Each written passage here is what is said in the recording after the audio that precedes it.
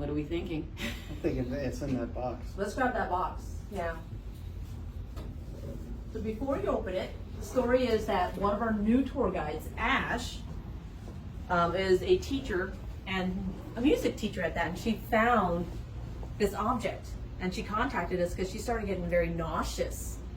And she says, Tane, do you think this is a haunted object? And I said, I really don't know. I can't tell. I haven't touched it, looked at it, or anything else.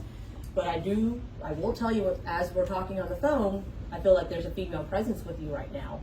And she goes, well, you would be correct because the object actually has a name on it. It is a female's name on it.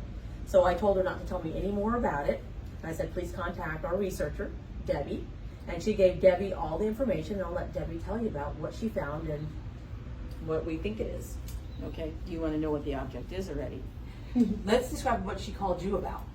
Well, she texted me saying she had this object, where she found it.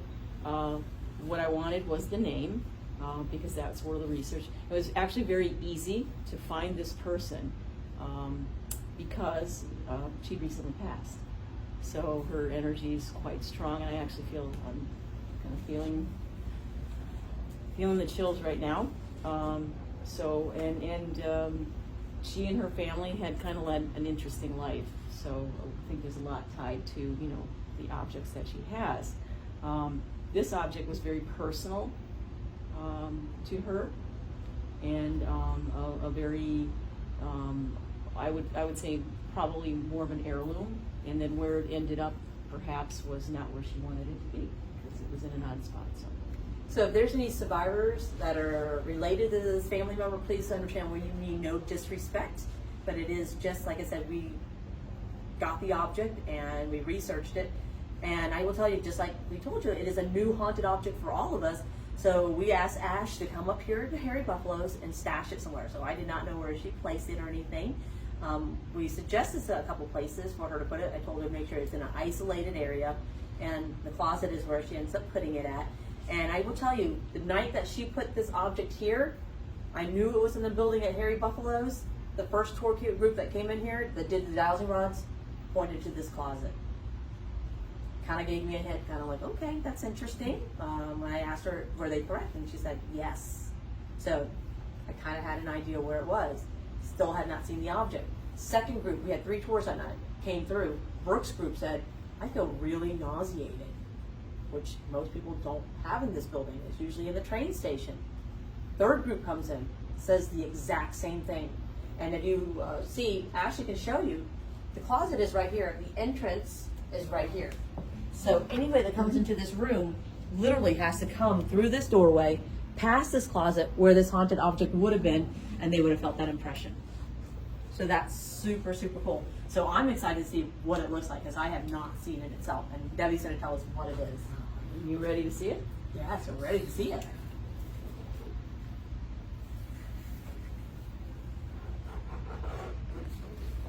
It is a metal. Do we have something to pick it up with? When we were asking sizes, one of the things I almost suggested was, is it the size of a coin? You can use it kind of like chopsticks. Well, Or what is it? Oh, we do.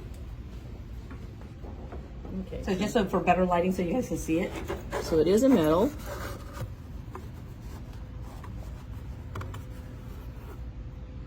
I don't know if you can read what it says on there. This is from the London School of Music, I believe, from 1937.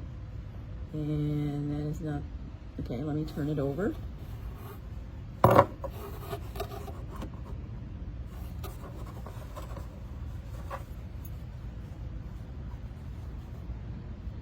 And the name, Can you see that, Mitchell? let's see the name. Vision. Okay, it's from the preparatory school. Oh Okay, so the name is on the other side. Ready? wait, Yeah. Mabel Isabel Olpin. Yes. Mabel? Mabel. It's Miss Mabel. Yeah. Because we had an M the other night. Remember I told you that? Yeah. It's Miss Mabel. You've been telling us M for like And I didn't know who 2 it or was. 3 Yeah, I days. said I don't remember meeting an M up here. You told me yesterday M, and I was like, N. We've we never haven't had met. N come up. And you're just telling me now it's Mabel. Yes. So that's really, really Right. cool. So I just she only wanted to she only see. passed in February.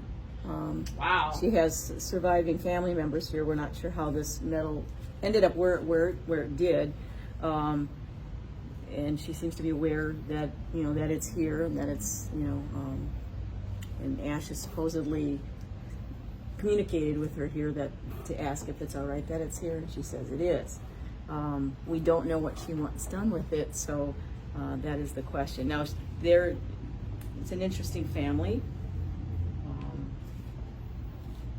Her husband, he was the first Polish person to sail around the world, and this was just prior to the start of World War II.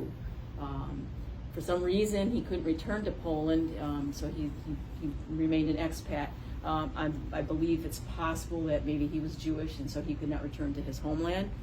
So they met in the UK. They met in London. She grew up. She's British. I believe she was born in Scotland. I'm getting the chills again. She was born in Scotland, and they met in London and married.